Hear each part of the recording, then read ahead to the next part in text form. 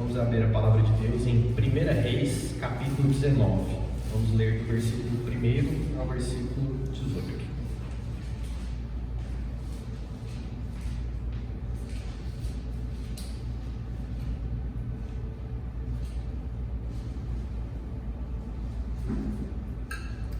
Vamos lá. Ora, Acabe fez saber a Jezabel tudo quanto Elias havia feito e como matara a espada todos os profetas. Então Jezabel mandou um mensageiro a Elias, a dizer-lhe: assim me façam os deuses, e outro tanto, se até amanhã a estas horas eu não fizer a tua vida como a de um deles. Quando ele viu isto, levantou-se e, para escapar com vida, se foi. E chegando a Berseba, que pertence a Judá, deixou ali o seu moço. Ele, porém, entrou pelo deserto, caminho de um dia, e foi sentar-se debaixo de um zimbro, e pediu para si a morte, dizendo: já basta, ó Senhor, toma agora a minha vida, pois não sou melhor do que meus pais. E, deitando-se debaixo do zimbro, dormiu. E eis que um anjo tocou e lhe disse: levanta-te e come. Ele olhou, e eis que à sua cabeceira estava um pão cozido sobre as brasas e uma botija de água. Tendo comido e bebido, tornou a deitar-se. O anjo do Senhor veio segunda vez, tocou e lhe disse: levanta-te e come, porque demasiado longa te será a viagem. Levantou-se, pois, e comeu e bebeu. E, com a força desse alimento, caminhou 40 dias e 40 noites até Horebe, no monte de Deus. Ali entrou numa caverna, onde passou a noite. E eis que lhe veio a palavra do Senhor, dizendo: que fazes aqui, Elias? Respondeu ele: tenho sido muito zeloso pelo Senhor, Deus dos exércitos, que os filhos de Israel deixaram o teu pacto, derrubaram os teus altares e mataram os teus profetas à espada. E eu, somente eu, fiquei, e buscam a minha vida para me atirarem. Ao que Deus lhe disse: vem cá fora e põe-te no monte perante o Senhor. E eis que o Senhor passou, e um grande e forte vento fendia nos montes, despedaçava as penhas diante do Senhor. Porém o Senhor não estava no vento. E, depois do vento, um terremoto, porém o Senhor não estava no terremoto. E, depois do terremoto, um fogo, porém o Senhor não estava no fogo. E ainda depois do fogo, uma voz mansa e delicada. E, ao ouvi-la, Elias cobriu o rosto com uma capa, e, saindo, pôs-se à entrada da caverna. E eis que lhe veio uma voz, que dizia: que fazes aqui, Elias? Respondeu ele: tenho sido muito zeloso pelo Senhor Deus dos exércitos, porque os filhos de Israel deixaram o teu pacto, derrubaram os teus altares e mataram os teus profetas à espada. E eu, somente eu, fiquei, e buscam a minha vida para me atirarem. Então o Senhor lhe disse: vai, volta pelo teu caminho para o deserto de Damasco. Quando lá chegares, ungirás a Azael para ser rei sobre a Síria, e a Jeú, filho de Nimsi, ungirás para ser rei sobre Israel. Bem como a Eliseu, filho de Safate, de Abel-Meolá, ungirás para ser profeta em teu lugar. E há de ser que o que escapar da espada de Azael, matá-lo-á Jeú, e o que escapar da espada de Jeú, matá-lo-á Eliseu. Todavia, deixarei em Israel 7.000, todos os joelhos que não se dobraram a Baal, e toda a boca que não o beijou. Amém? Vamos orar? Querido Deus e Pai, obrigado, Senhor, por mais uma oportunidade de estarmos aqui na casa do Senhor, estarmos aqui para cultuá-lo, estarmos aqui em comunhão com os irmãos, Senhor, e, acima de tudo, estarmos para adorar o Senhor. Senhor, agradeço por todos os dízimos, ofertas depositadas na Tua casa, como foi falado aqui, não apenas de dinheiro, Senhor, mas tempo, dedicação à Tua obra, que o amor dos irmãos prevaleça, Senhor, e que, acima de tudo, possamos obedecê-lo, obedecer os Teus mandamentos, possamos, Senhor, ser usados como ferramentas da Tua palavra. E hoje, Senhor, toque os nossos corações, fale conosco, Senhor, use-nos para fazer a pregação do Evangelho, cumprir a missão e o propósito do Senhor, que possamos ouvi-lo, Senhor, sentir a Tua mensagem, estarmos abertos a ouvi-lo. Em nome de Jesus, eu Te agradeço pela presença de cada um aqui, Senhor, e pela oportunidade de ler, escutar, ouvir e pregar a Tua palavra. Amém. Pessoal, hoje vamos falar sobre ansiedade e a suficiência de Deus. E hoje nós vamos aprender isso na história de Elias. Muitas passagens na Bíblia nós ouvimos sobre esses termos, nós ouvimos lições, aprendemos sobre o que aconteceu, mas poucas vezes nós usamos a história de Elias como um reflexo do que nós podemos aplicar nas nossas vidas. Por que disso? Hoje nós vivemos numa época marcada pela ansiedade. Quando nós vemos as pessoas na rua, no dia a dia, o que nós verificamos? Que as pessoas estão muito ansiosas, elas não conseguem dormir, elas estão muito estressadas. Hoje vários curta-metragens eu já vi, e até filmes retratam isso, como se é uma ratoeira, um rato preso no laboratório, que ele só trabalha, vai para casa, come. Então assim, é uma temática que está sendo muito falada ao longo dos nossos dias. Porque muitas vezes a gente vive a vida sem um propósito, sem refletir. A gente só acorda, vai fazer o que tem que fazer, volta para casa. Acorda, vai fazer o que tem que fazer, volta para casa. E muitas vezes a preocupação acaba afetando a nossa vida, os nossos relacionamentos e tudo à nossa volta. E aí se espalha em questões financeiras, em questões relacionais, em questões de preocupação com a crise, ou seja, várias coisas, várias circunstâncias ao nosso redor nos afetam e nós ficamos ansiosos. E o que muitas vezes é um mecanismo de defesa, muitas vezes nós usamos? Ah, isso é só comigo, ah, isso está acontecendo agora, como se ao longo da história, ou que vai acontecer no futuro, ninguém estivesse sujeito a ficar ansioso, ninguém estivesse sujeito a ficar sem dormir por uma preocupação, ninguém estivesse sujeito a se estressar, a ter uma carga emotiva muito pesada por algo que aconteceu. Então, queria falar com vocês hoje que a ansiedade não é só um problema que nós temos hoje em dia. A Bíblia retrata isso, e mais do que retratar, mostra que homens de Deus, homens separados por Deus, também passaram por isso. E aqui, o que a gente vai trazer? Antes dessa passagem que nós lemos, o que Elias tinha feito? Foi pregado aqui recentemente na igreja. Ele tinha orado ao Senhor no altar para demonstrar para aqueles maus profetas que adoravam Baal qual era o poder do nosso Senhor. Deus mandou fogo e ele foi e matou todos a espada. Elias tinha acabado de ter um milagre na sua frente, à frente de todo o povo de Israel. E logo em seguida, vem o texto que nós lemos, Jezabel então, que estava do outro lado, quer matá-lo. E ele, sabendo do poder de Deus, de mandar o fogo do céu e consumir tudo naquele altar que ele queria demonstrar, ele ficou ansioso e fugiu. Então vejam vocês, não só um homem de Deus, ele tinha acabado de testemunhar um milagre e acabado de ter certeza de que qualquer coisa que acontecesse com ele teria que vir de Deus, seja ela boa, seja ela ruim. Mas ainda assim, o seu coração humano, o seu instinto humano fez com que ele fugisse. Ou seja, de início, o que a gente pode pensar aqui? Ele não creu em Deus para protegê-lo de Jezabel. Ou seja, ele achou que, olha, não quer me perseguir pelo que eu fiz, então eu vou fugir. Mas ele fez aquilo em nome de Deus. Ou seja, até mesmo homens de Deus, pregando o evangelho, estão à frente a questões milagrosas, vendo o agir de Deus em suas vidas, nas vidas dos outros, estão sujeitos à ansiedade. E o que a palavra de Deus fala? Nós somos chamados a descansar no Senhor. Nós somos chamados a crer em Deus, que Ele vai cuidar de nós. Então vejam que nós realmente estamos suscetíveis a isso. Então, vamos em seguida. Jezabel ameaçou matar Elias pela demonstração de fé com a questão dos profetas de Baal. E aí, o que a gente percebeu?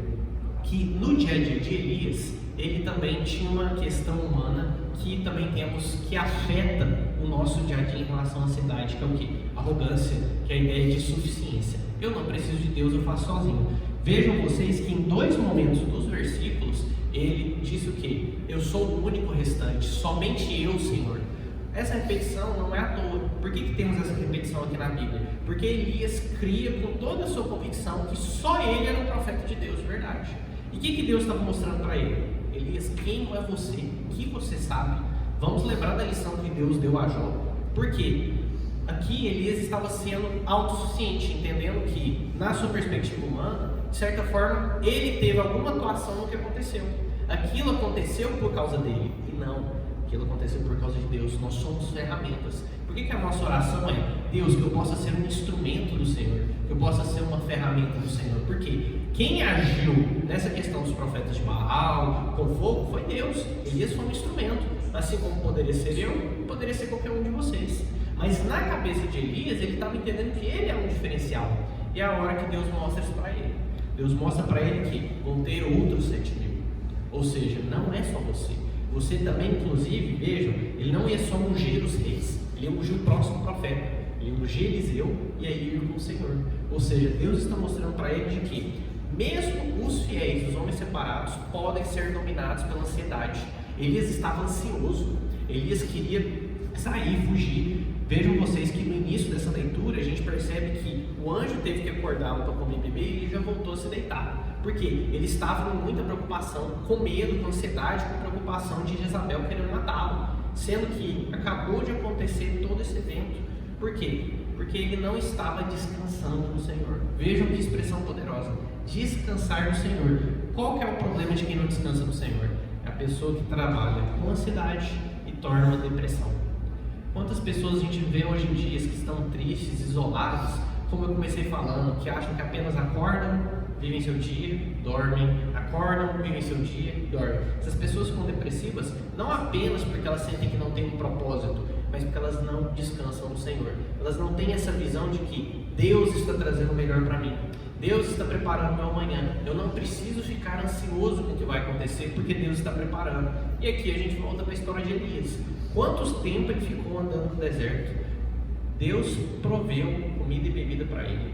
Deus proveu um esconderijo para ele. Deus proveu a satisfação que ele queria, que era o quê? Se sentir em paz. Mas ele já teria acesso a isso. Ele não precisava pedir diretamente para Deus, porque ele só precisava descansar. Ele precisava descansar no Senhor. E ele precisou foi necessário lembrar a ele de que esse é o Deus dos exércitos. Esse é o Deus que sim, está lá com você para, como dizer, a guerra, para o conflito, mostrar que esses balins, esses profetas de Baal, não defendem a verdade, mas, acima de tudo, para você descansar. Você não precisa estar ansioso, você não precisa se preocupar, Deus vai prover. Falamos então muitas vezes de dízimo e oferta. O que é o maior dízimo e oferta que você pode dar ao Senhor? Senhor, eu me dou ao Senhor. Senhor, faça com a minha vida aquilo que o Senhor tem de plano. Eu não quero que cumpra os meus planos, eu não sei o que eu quero fazer. Muitas vezes o que eu quero fazer, rapidamente eu mudo de ideia. Muitas vezes o que eu quero fazer vai trazer um mal para mim ou para as pessoas ao meu redor. Mas o que o Senhor quer que eu faça, o que o Senhor quer levar a minha vida, isso é o que eu quero de verdade. Quantas vezes nós ficamos ansiosos por coisas que nós não precisamos, por coisas que, mesmo que lá dentro a gente ache que é um sonho, não é, é um desejo. Muitas vezes a gente confunde aquilo que realmente eu quero para a minha vida, que é bom, que vai levá-la para um outro nível, com algo que é um desejo carnal, algo que eu quero momentaneamente, algo temporário. E quantas coisas nós sacrificamos por objetivos que não são aqueles que Deus quer para nós, objetivos que não fazem diferença na nossa vida. E aqui, veja que nós estamos falando só de coisas materiais, comprar um carro, comprar uma casa nova, viajar. Não é essa a questão, é o quê? O que eu vou fazer com a minha vida? Onde eu vou me mudar? Para onde eu vou me desenvolver? O que eu vou fazer em sentido de trabalho, em sentido de atividades? No fim do dia Deus, o que eu estou fazendo com a minha vida? Eu não sei se eu estou no caminho certo, eu não sei se eu estou fazendo aquilo que eu realmente gostaria, mas aí que é o ponto. Quando nós oramos, nós não podemos apenas pensar, Deus vai me mostrar um sinal, vai me mostrar como me tirar dessa ansiedade, vai me mostrar como eu não me preocupar. É um estado. Nós temos que entender o seguinte: eu estou ansioso porque eu quero fazer do meu jeito. Eu estou preocupado porque eu quero que as coisas aconteçam do jeito que eu quero. Quando eu entendo que, independente se der tudo errado, independente se tudo sair não conforme o que eu tinha pensado, Deus está cuidando. Por quê? Se uma porta bater na minha cara, não necessariamente é algo ruim. Pode ser que Deus esteja me tirando de uma furada. Pode ser um livramento, uma coisa que eu queria demais e aí eu fico triste. Nós somos humanos. Fico triste porque eu não consegui aquilo que eu queria, aquele objetivo que eu buscava, mudar para uma cidade, fazer alguma coisa. Pode ser que Deus estava mostrando, não é isso que era para você. Esse não é o meu plano para você.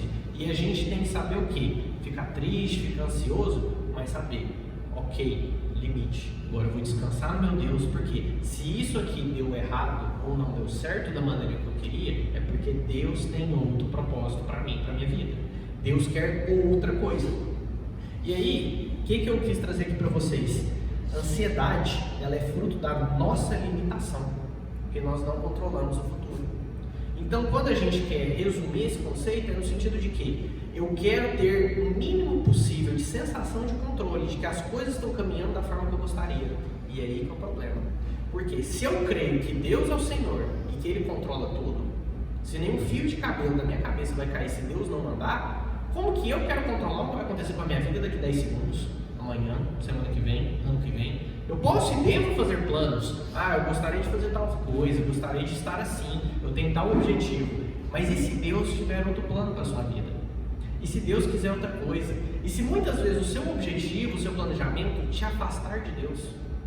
Quando você reflete sobre o que é a obediência mesmo, é mais do que cumprir uma ordem, é entender de que eu não preciso pensar. Vejam vocês, por que muitas pessoas questionam o militarismo, né? Uma pessoa no exército, um militar na polícia.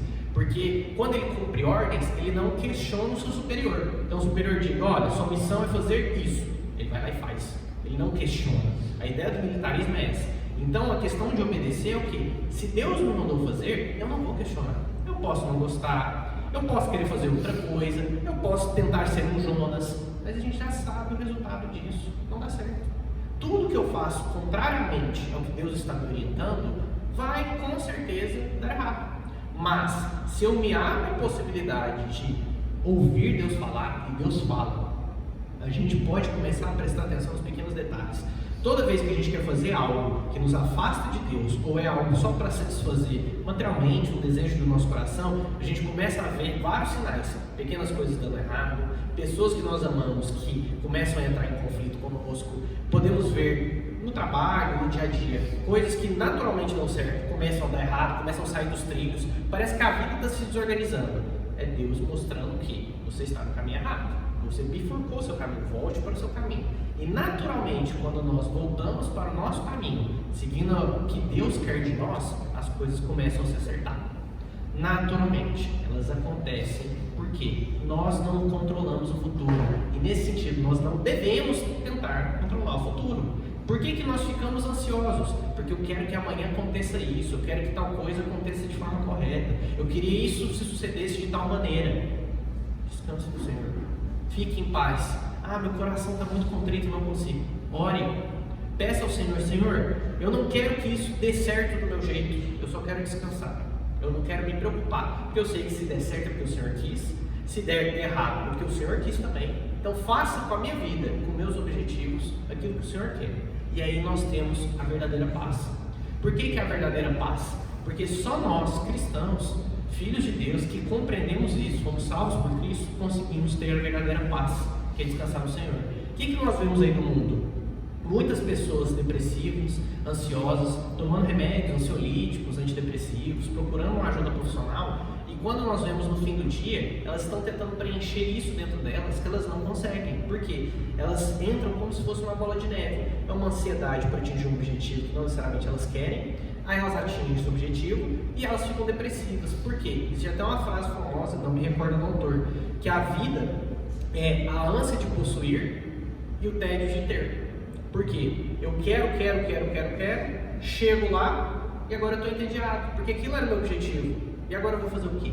Aí eu vou criar um outro objetivo. E fica esse eterno roleta. Ou seja, eu quero ter algo, aí para ter algo eu vou sacrificar tudo que está à minha disposição, eu fico ansioso, me preocupando, chego àquilo que eu queria. E agora? Agora eu fico entediado. Por quê? Muitas vezes a gente vê isso com as pessoas que conquistam patrimônio. A pessoa tem uma casa, tem um carro, viaja, então assim, tem aquele estilo de vida maravilhoso, mas a pessoa está vazia, ela está depressiva. Por quê? Ela tentou tanto controlar o futuro dela e não viveu a vida, não viveu o presente, que agora ela fica assim, o que eu vou fazer agora? O que eu vou fazer da minha vida? Por quê? Porque quer controlar o futuro. Por quê? Quer controlar o seu passo a passo. Quando a gente descansa no Senhor, a vida é uma eterna surpresa. Eu ainda não sei o que Deus quer da minha vida. Muitas vezes eu tenho projeções, ideias, e Deus mostra para mim que não é aquilo.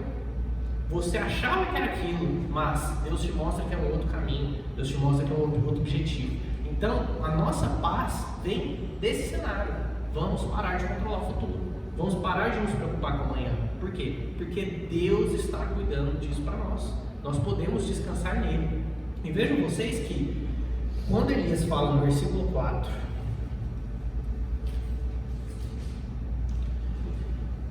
pediu para si a morte, dizendo: já basta ao Senhor, toma agora a minha vida, pois não sou melhor do que meus pais. Pessoal, quantas questões nós estamos tratando hoje de suicídio? Principalmente com adolescentes. Pessoas jovens que se suicidam por questões emocionais, mas principalmente tiram a própria vida porque não veem saída, se sentem tão ansiosos, tão preocupados que não sabem o que fazer.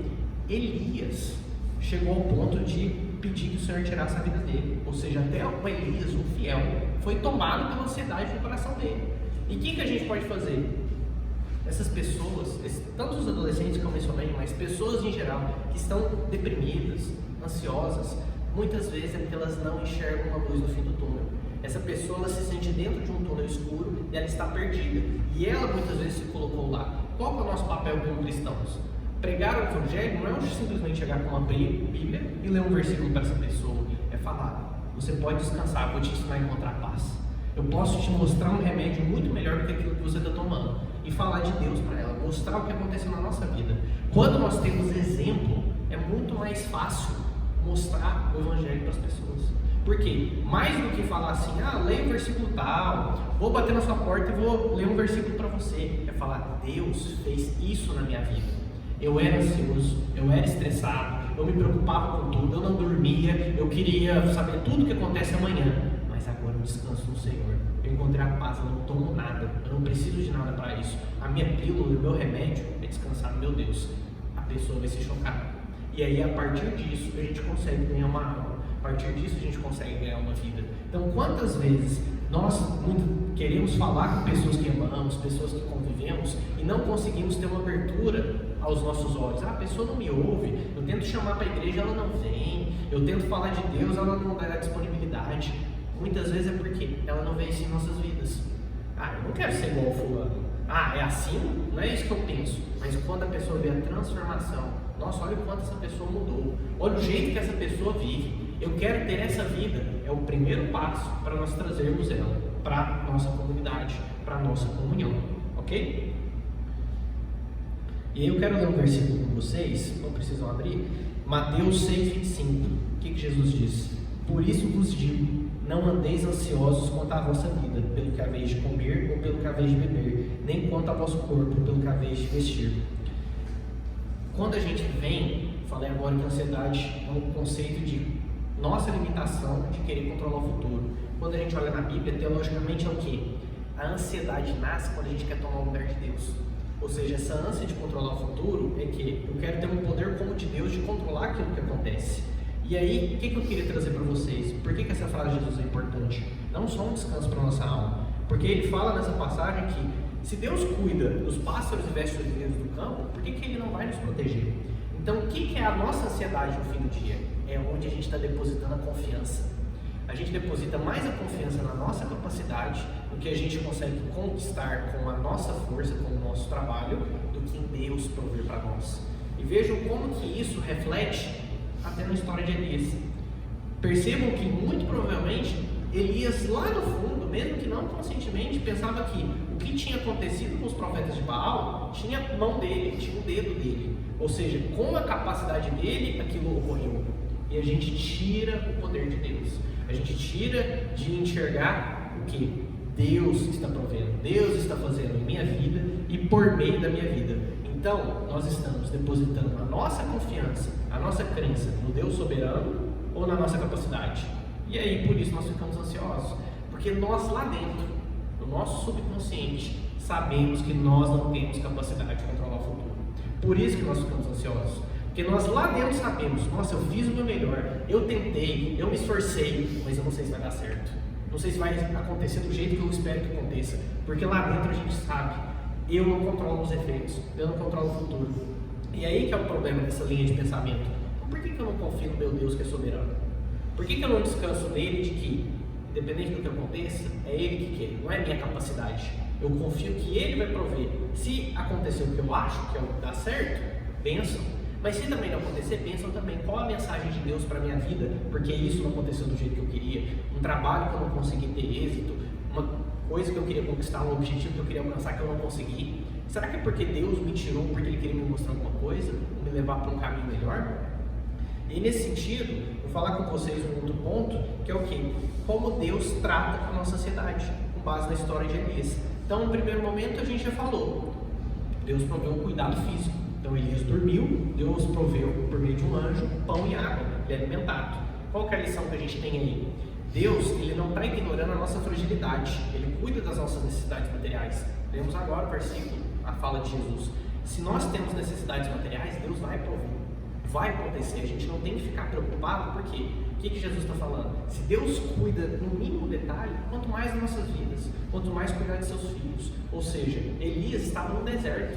Vejam vocês, pão, água, ele comeu e bebeu. E nas nossas vidas, quando nós preocupamos, será que eu consigo pagar minhas contas? Será que tal coisa vai acontecer? Eu estou ansioso porque eu estou me sacrificando demais por algo que eu não preciso, materialismo, consumismo, ou eu estou realmente me sacrificando para sobreviver por necessidades materiais? Porque se esse for o caso, é a hora de descansar no Senhor. Mas quantas vezes nós confundimos essas duas coisas? Nós queremos nos sacrificar, nos matar de trabalhar para comprar coisas que não precisamos. E voltar nessa roleta que eu mencionei há pouco. A ânsia de possuir, e quando eu conquisto aquilo que eu acho que eu queria, um carro melhor, uma casa melhor, uma viagem, eu fico entediado. É monótono, é sem graça. Porque eu não queria aquilo de verdade, era um desejo, eu achei que era um sonho.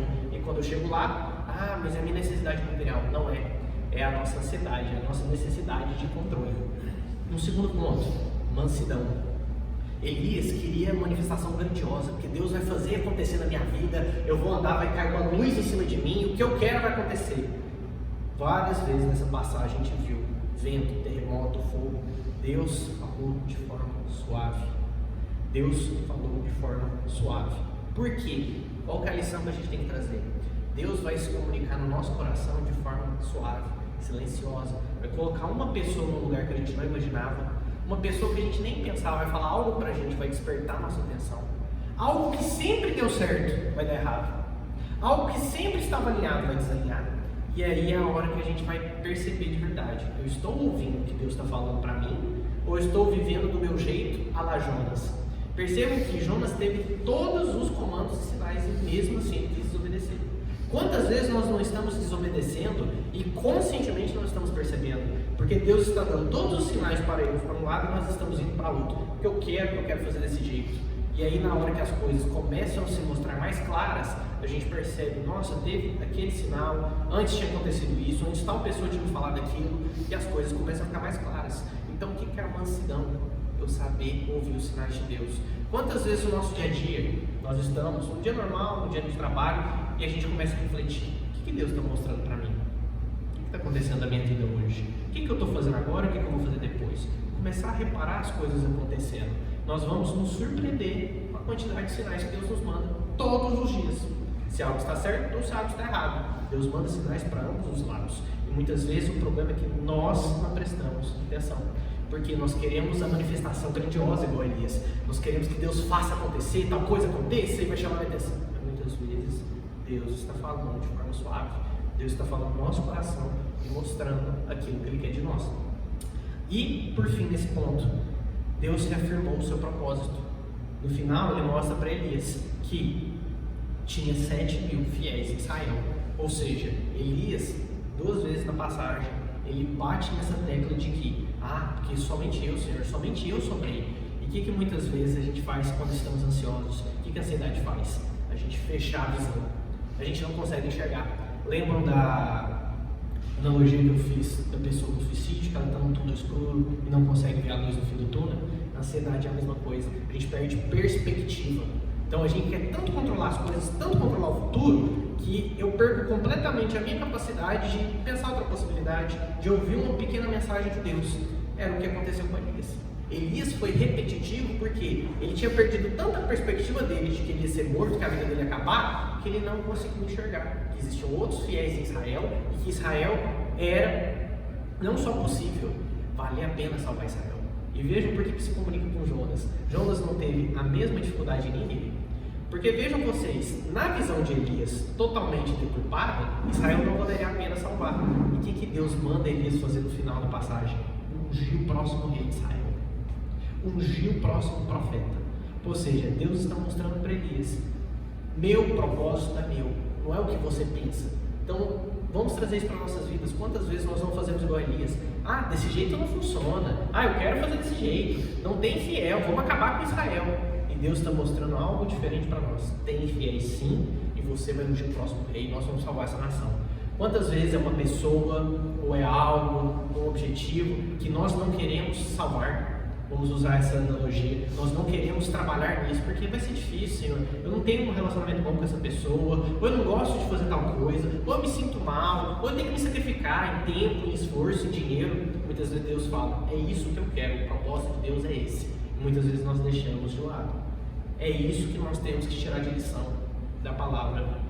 Porque quando Elias passa por tudo isso, fica claro para ele de que ele não estava lá para fazer o que ele achava, ter ideia dele. E aí por isso ele ficou ansioso e por isso ele fugiu. Ele estava lá para cumprir o propósito do Senhor.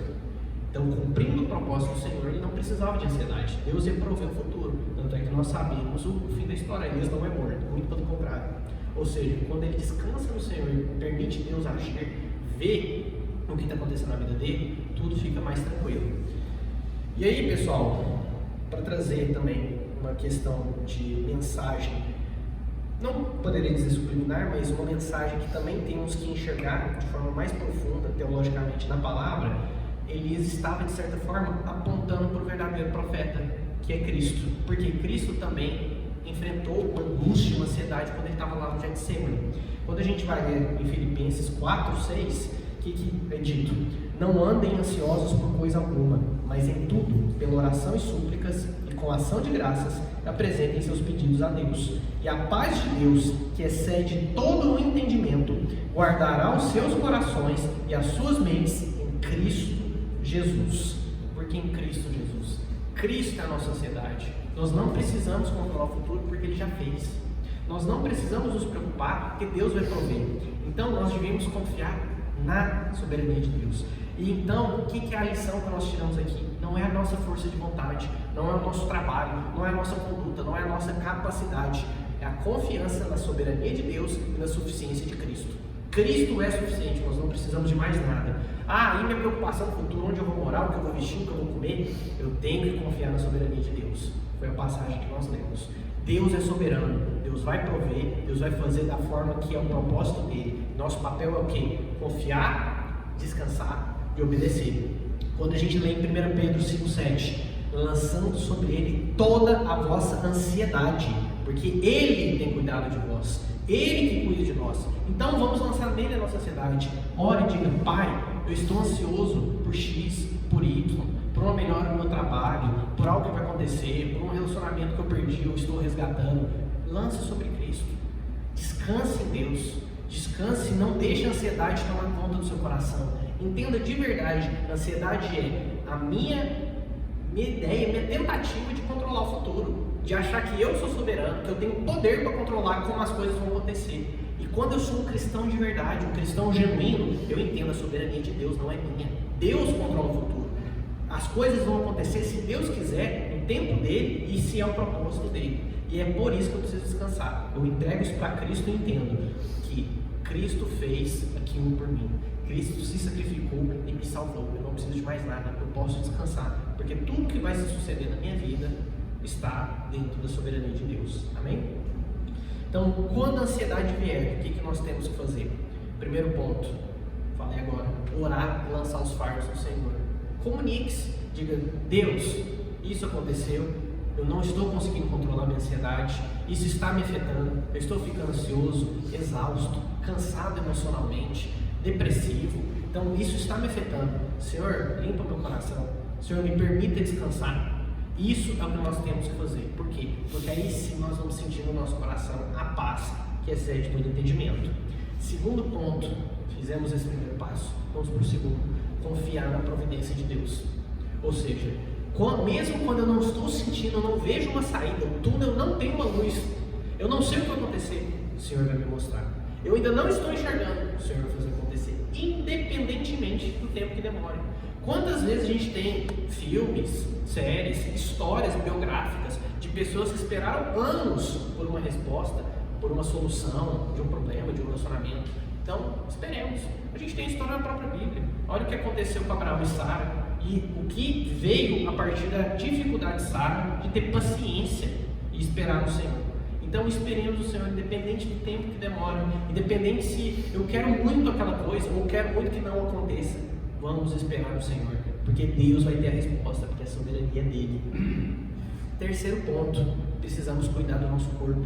Descanso, sono, alimento, assim como Elias foi cuidado, não podemos nos deixar fracos.